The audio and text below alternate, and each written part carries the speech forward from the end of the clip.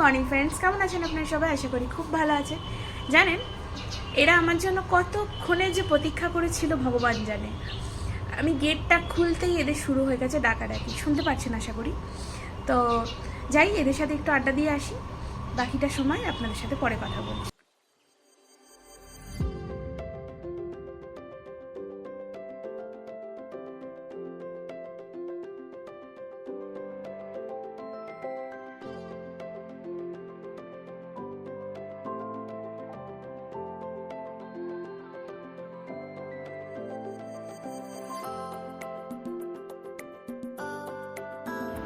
যাই, এবার রান্নাটা করতে হবে। তো চলুন আজ কী কী রান্না করব আপনাদের সাথে শেয়ার করি।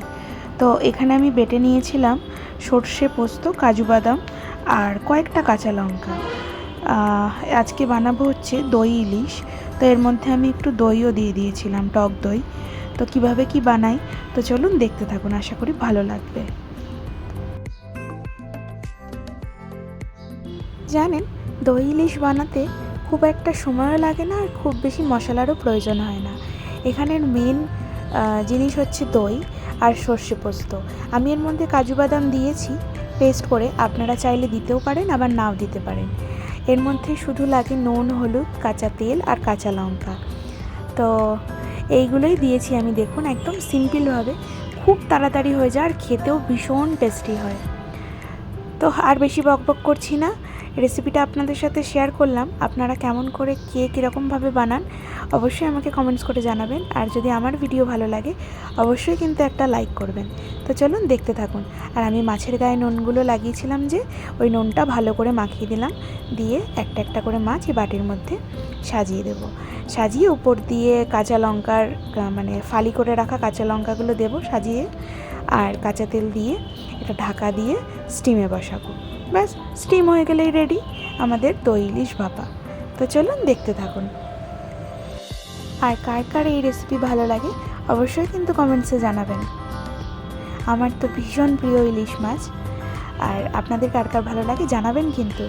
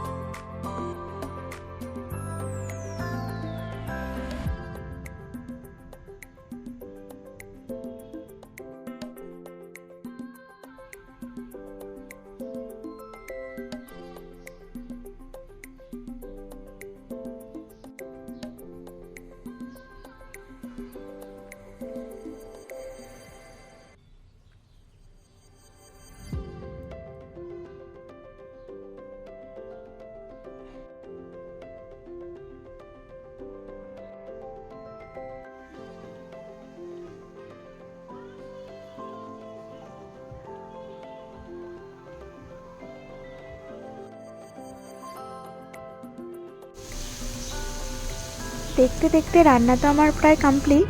তো আজ আমি কী কী বানিয়েছি আরেকবার বলে দিই।